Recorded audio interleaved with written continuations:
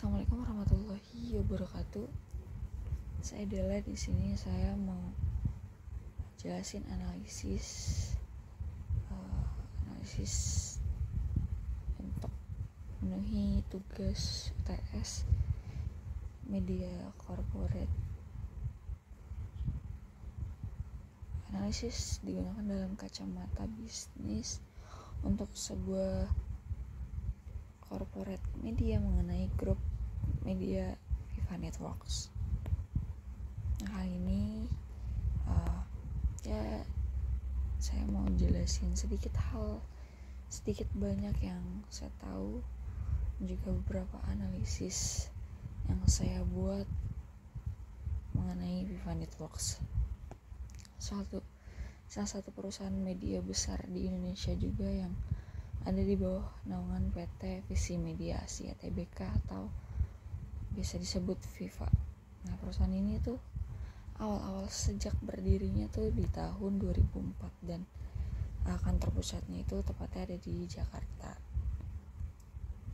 Nah, Viva ini fokus banget gitu di 3 hal utama yang mereka punya, dari media penyiaran televisinya, terus juga media digital, dan juga pembuatan konten.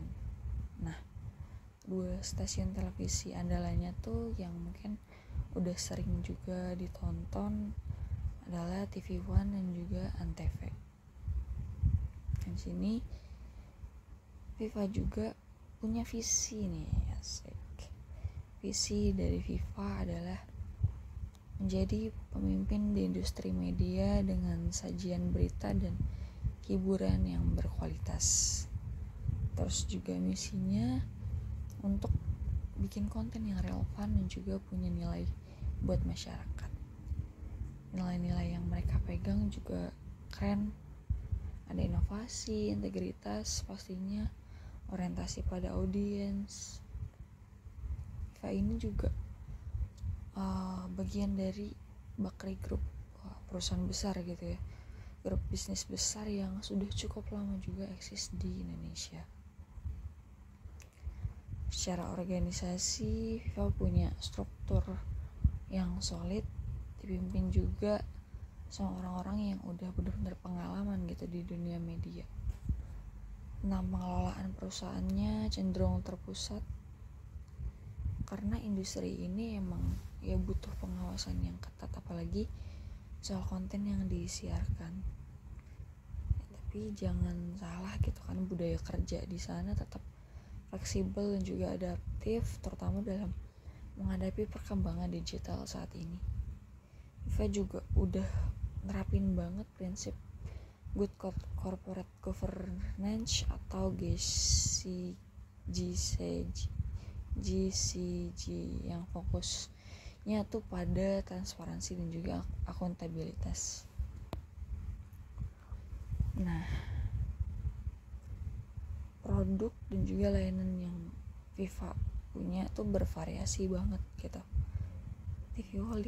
TV One dikenal dengan berita dan juga tayangan olahraganya yang cocok buat penonton yang suka update terkini, sedangkan Antv lebih fokus ke hiburan, kayak sinetron India dan juga acara keluarga yang punya penonton setia. Mereka juga udah aktif banget nih di platform digital dan juga media sosial.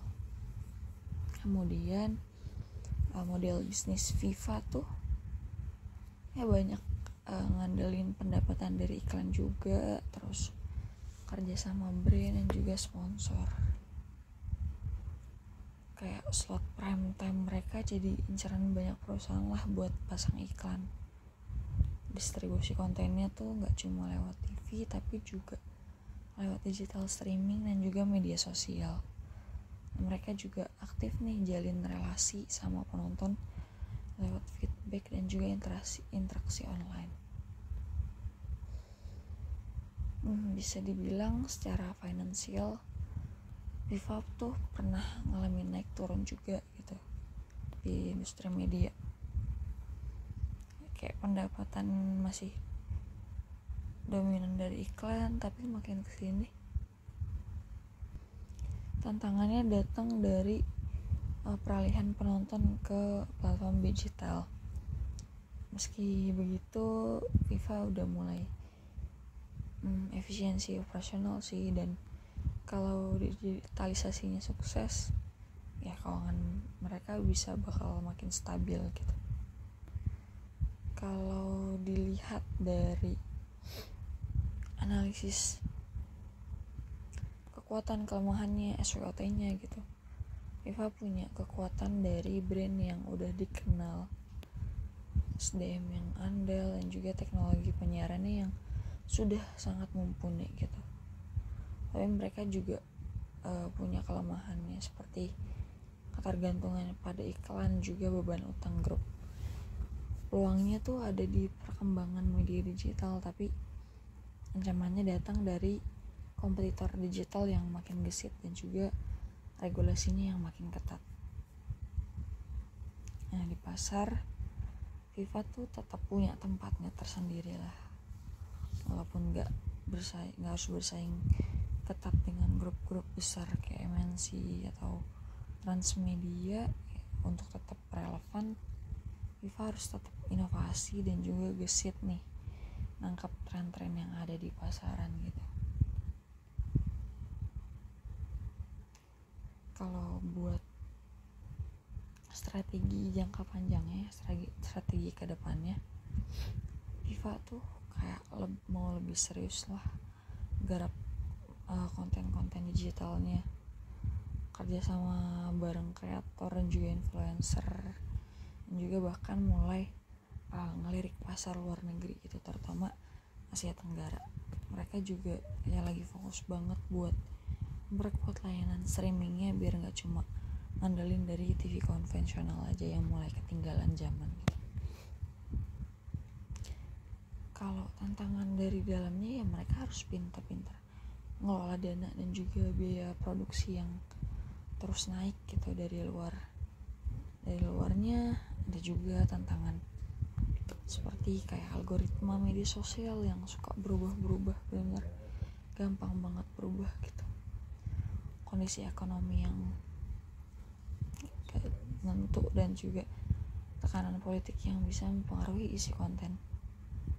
Tapi ya tetap gitu, prospek bisnis FIFA juga cukup cerah selama mereka bisa adaptif dan juga fokus di digitalisasi. Nah, FIFA Networks nih masih cukup punya peluang yang besar lah jadi pemimpin di era media modern.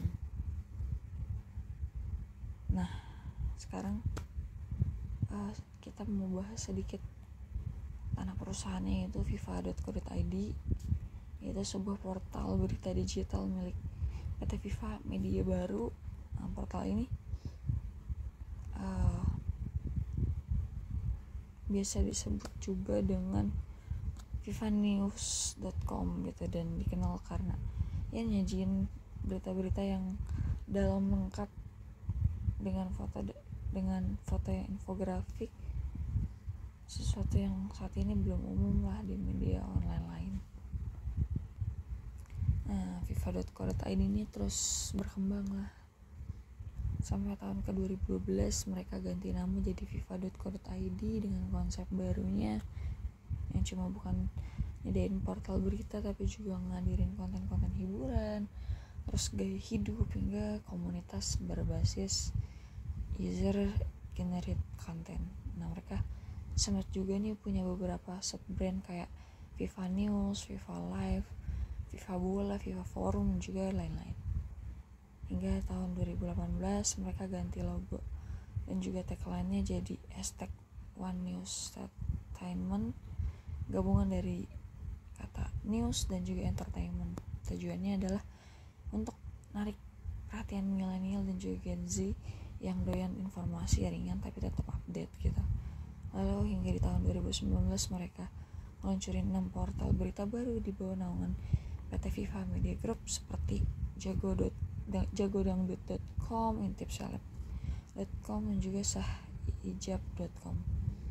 Hingga di tahun 2020 fifanews.com akhirnya digabung kembali dalam viva.co.id supaya pembacanya bisa nikmatin juga semua jenis berita di satu tempat. Sekarang viva.co.id ini bisa diakses lewat browser, aplikasi di Android dan juga iOS, serta media sosial seperti YouTube, Facebook, sampai Instagram. Mereka juga nyediain layanan live streaming dari TV One dan juga Antv.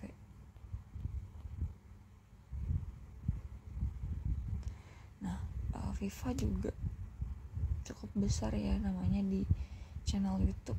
Dia punya jutaan penonton di YouTube. Cukup banyak ya narik atensi dari audiensnya gitu. Terima kasih, itu aja analisis dari saya yang bisa disampaikan mengenai